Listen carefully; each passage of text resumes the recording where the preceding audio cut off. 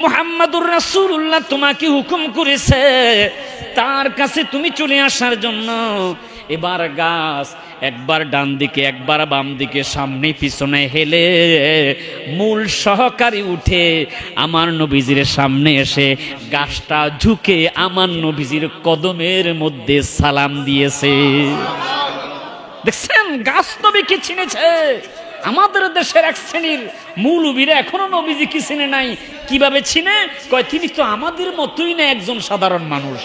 নাউজুবিল্লাহ কন, আর একটু জোরে কন না নাউজুবিল্লাহ।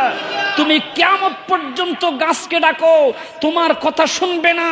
তুমি কিয়ামত পর্যন্ত কূপের মধ্যে থুতু ফেলো, পানি উছলি উঠবে না।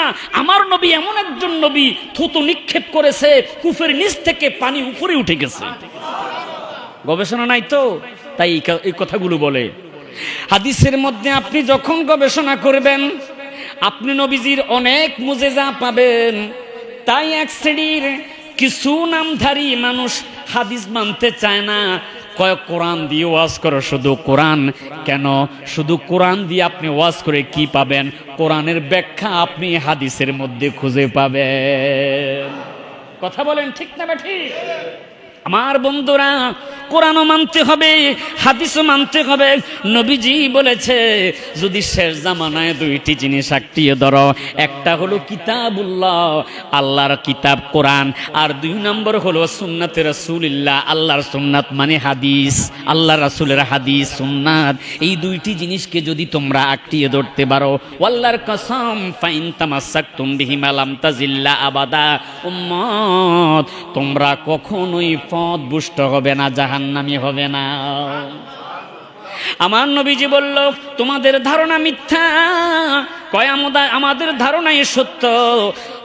আমাদের প্রভু ঈসার মা, তার স্বামী, আমাদের খোদার বাবা হলো আল্লাহ। নাউজুবিল্লাহ কন।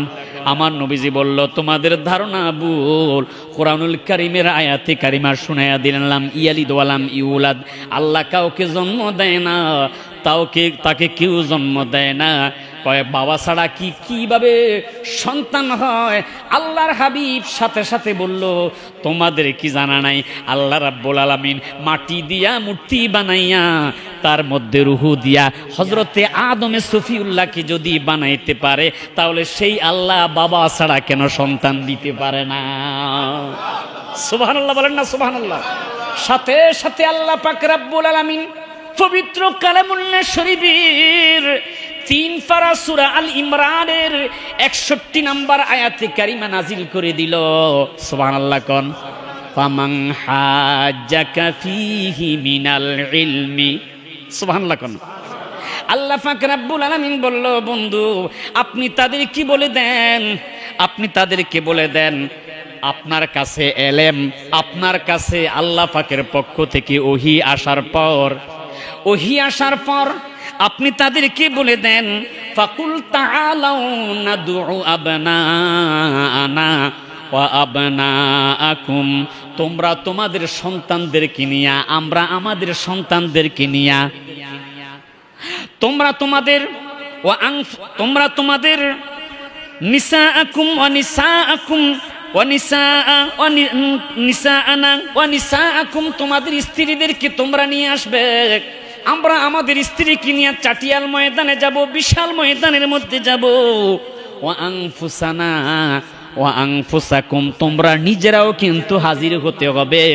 আমরা ওয়াদা দিচ্ছি আমরা ময়দানের মধ্যে হাজির হয়ে যাব।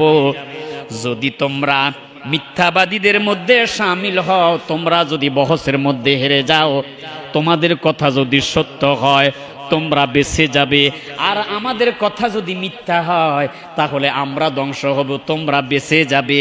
আল্লাহ রাসূল বলে সুম্মা নাবতাহিল ফানাজআল লানাতাল্লাহি আলাল কাযিবিন, যারা মিথ্যাবাদী হবে রে তাদের উপর সাথে সাথে আল্লাহর গজব নাজিল হবে। এবার আমার নবী আগে থেকে ময়দানের মধ্যে হাজির। লক্ষ লক্ষ মানুষের কানে পৌঁছে গেছে আমাদের নবী ইসলামের নবী। ইসলামটাকে সত্যায়িত প্রমাণ করার জন্য ময়দানের মধ্যে খ্রিস্টানদের সাথে বহস করবে। আল্লাহর হাবিব নিজের সন্তান নিজের আওলাদদের থেকে হযরতে ইমাম হাসান এবং হুসাইন, ফাতেমা হযরতে আলীকে নিয়ে গেলেন।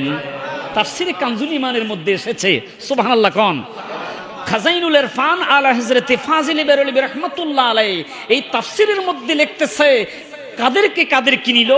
আমার নবীজি নিজের দৌহিত্র ইমাম হাসান হুসাইন এবং নিজের কন্যা ফাতেমাকে নিয়ে গেছে।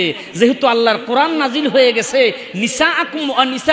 নিসা আকুম মানে তোমাদের স্ত্রীদেরকেও মেয়েদেরকে নিয়ে আসবে, আমি আমাদের কন্যাদেরকেও নিব। সুবহানাল্লাহ কোন ওয়া আবানা আকুম ওয়া আবানা আনা ওয়া আবনা আকুম, আমি আমাদের সন্তানদেরকে নিব, তোমরা তোমাদের সন্তানদেরকে নিবে। হযরতে নবী করিম সাল্লাল্লাহু আলাইহি ওয়াসাল্লাম হযরতে ইমাম হাসান হুসাইনকে নিলেন, হযরতে আলীকে নিলেন। এবার 60 জন খ্রিস্টান গিয়ে দেখলেন মুহাম্মাদুর রাসূলুল্লাহ সাল্লাল্লাহু আলাইহি ওয়াসাল্লাম আগ থেকে ময়দানের মধ্যে বহস করার জন্য হাজির হয়ে গেছে। এবার খ্রিস্টানদের পণ্ডিতেরা যেই মাত্র ইমাম হাসান হুসাইন, মা ফাতেমা, হযরতে আলী, আমার নবীজিকে এই 5 জনকে দেখলো, তাদের মধ্যে একটা ভয় এসে গেছে। তারা যেহেতু আগেই চলে এসেছে, আমরা তো জানি আমাদের ধর্মটা মিথ্যা, শুধুমাত্র আমাদের ধর্মটাকে সম্মান রক্ষা করার জন্যই না আমরা এসেছি। আসলে তাদের পণ্ডিতরাও জানে খ্রিস্টান ধর্ম মিথ্যা, ইসলাম ধর্মই হলো সঠিক ধর্ম। আর জোরে বলেন সুবহানাল্লাহ। আল্লাহর হাবিব সরকারে দো আলম নবী মুহাম্মদুর রাসূলুল্লাহ ডাক দিলেন, আসো তোমরা মুবাহলা করতে আসো, আমরা প্রস্তুত আছি, কারণ আমরা হকের উপর আছি। আল্লাহর কোনো জাত নাই, আল্লাহর কোনো বংশ নাই, আল্লাহ একক, তাকে কেউ জন্ম দেয় নাই, তার থেকে কেউ জন্ম নেনও নাই, তিনি আবাদুল আবাদ থাকবে। কুল্লু মান আলাইহা পান, সবকিছু ধ্বংস হয়ে যাবে, যার ধ্বংস হবে না আওয়াজ করে বলেন তিনি কে? এই বিশ্বাস আছে তো বাবা? এই বিশ্বাস রাখার নাম হলো ঈমান। এই খ্রিস্টান 60 জন সদস্য সাথে সাথে আমার নবীর কাছে স্যালেন্ডার করে বসেছে। শুধু স্যালেন্ডার করে নাই, তারা সোনা রূপা আমার নবীকে এবং ইসলামের জন্য অনেক টাকা হাদিয়া দিয়া তারা মনে মনে নিজেরাই মিটিং করলো। আজকে যদি আমরা মুহাম্মদের সাথে বহস করতে যাই, সারা দেশের মানুষ জেনে যাবে খ্রিস্টান ধর্ম হেরে গেছে। পৃথিবীতে কিয়ামত পর্যন্ত আমাদের ধর্ম বলতে কিছুই থাকবে না, বিলীন হয়ে যাবে।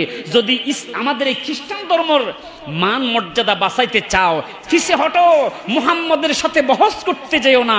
সাথে সাথে তারা স্যালেন্ডার করে সেখান থেকে লুকাইয়া ফালাইয়া গেছে। আর জোরে বলেন না সুবহানাল্লাহ। আমাদের ইসলাম ধর্ম এমন একটা ধর্ম, শুধু আমরা নিজেরা না দ্বন্দ্ব করে ধ্বংস করে ফেলতেছি। কথা কোন ঠিক না বেঠি? এই দ্বন্দ্ব বিদ্বন্দ্ব বাদ দিয়ে যদি আমরা ঐক্যের ঢাকে আমরা সকলে এক হয়ে যাই, তাহলে ইনশাল্লাহ দেখবেন পৃথিবীর মধ্যে যত ধর্ম থাকুক না কেন, ইসলাম ধর্মের কাছে সব ধর্ম মাথা নত করতে বাধ্য হবে। আওয়াজ করে কোন ঠিক না বেঠি? আল্লাহ যে কবে আমাদের চরিত্র ভালো করবে, আল্লাহ পাক ঐক্য হওয়া তৌফিক দান করবে। সবাই বলে না আমিন।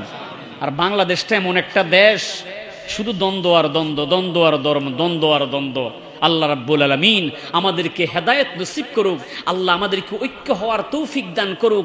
ঐক্যের ডাকে আমরা যেন একই পতাকার নিচে এসে আমরা ভাতৃত্ব বজায় রেখে ইবাদত বন্দেগী করে ঈমান ও আমল নিয়ে এই দুনিয়ার জমিন থেকে যেতে পারি। আল্লাহ পাক তৌফিক দান করুক। সবাই বলি আমিন। ওয়া মা আলাইনা ইল্লাল বালাগ। যারা আমরা পরে এসেছি